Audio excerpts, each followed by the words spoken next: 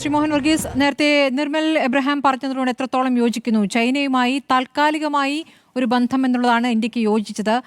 അപ്പോൾ തന്നെ ഇപ്പോൾ അമേരിക്കയുമായി ഉണ്ടായിരിക്കുന്ന ബന്ധത്തിൽ വന്നിരിക്കുന്ന കുഴപ്പങ്ങൾ അത് പരിഹരിക്കാൻ സമയമെടുക്കുമെന്ന് കൂടിയാണ് അദ്ദേഹം അഭിപ്രായപ്പെട്ടത്. തീർച്ചയായും short term shift in policy അത് ആവശ്യമായിരുന്നു. അത് അത്യന്താപേക്ഷിതമായിരുന്നു. ആ ഒരു സെൻസിൽ ശ്രീ നിർമ്മല എബ്രഹാം പറഞ്ഞതിനോട് പൂർണ്ണമായി യോജിക്കാൻ കഴിയും. പക്ഷേ ആത്യന്തികമായി ഇന്ത്യ ഈസ് ടെസ്റ്റിംഗ് വാട്ടേഴ്സ് എന്ന് പറഞ്ഞാൽ ഈ ഒരു short term diplomacy, short term policy shift എത്രത്തോളം ഗുണപരമാകും എന്ന് ഒന്ന് മനസ്സിലാക്കിയതിനു ശേഷം ദീർഘകാലാടിസ്ഥാനത്തിൽ ആവശ്യമെങ്കിൽ വേണ്ട ക്രമീകരണങ്ങൾ ചെയ്യാൻ കഴിയും. കാരണം അമേരിക്ക കേന്ദ്രീകൃതമായ ഡോളർ അധിഷ്ഠിതമായ ഒരു ലോകക്രമത്തിൽ ഇന്ത്യക്ക് വളരാനൊക്കുന്നതിന് ലിമിറ്റേഷൻസ് ഉണ്ട്.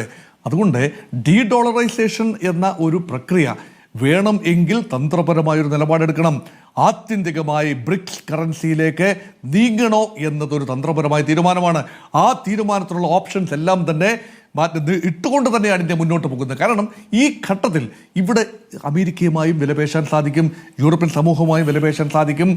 ഇപ്പം നിർമ്മൽ പറഞ്ഞത് പൂർണ്ണമായി ശരിയാണ്. ഒരു താൽക്കാലിക ഫ്രണ്ട് മാത്രമാണ് ചൈന. ഇപ്പോൾ പ്രഡിക്റ്റബിൾ എനിമി എന്ന പ്രയോഗം പൂർണ്ണമായി ശരിയാണ്. പരമ്പരാഗതമായി China and India were never on the same page. അത് അടുത്ത കാലത്ത് എങ്ങും തന്നെ അങ്ങനെ ആയിരുന്നില്ല.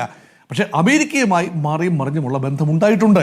പക്ഷെ ഒരിക്കലും അതൊരു കൃത്യമായ സുഗമമായ ബന്ധമായിരുന്നില്ല. അതൊരു ഓപ്പർച്യൂണിസ്റ്റിക് ഏറ്റവും ഒടുവിൽ ഇപ്പോൾ ഈ ഉച്ചകോടിക്ക് ശേഷം വന്നിരിക്കുന്ന ട്രംപിന്റെ പ്രതികരണം നോക്കൂ. ഇന്ത്യയുമായുള്ള വ്യാപാരം സമ്പൂർണ്ണ വിപത്താണെന്നാണ് ട്രംപ് പറയുന്നത്. അപ്പോൾ അവസാനിപ്പിക്കാൻ പോവുകയാണ്.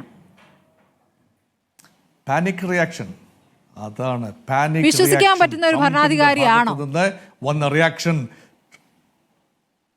ഒരിക്കലുമല്ല. അത് നമ്മൾ മനസ്സിലാക്കുന്നു. ഭാരതം എത്രയും നേരത്തെ, കുറച്ചുകൂടി നേരത്തെ മനസ്സിലാക്കേണ്ടിയിരുന്നു എന്ന ആക്ഷേപം മാത്രമേ എനിക്കുള്ളൂ. അതാണ് വൈകി മനസ്സിലാക്കുന്നു.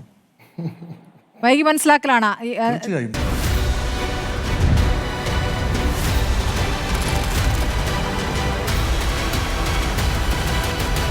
ഡിബേറ്റ് വിത്ത് സ്മൃതി പരുത്തിക്കാട്.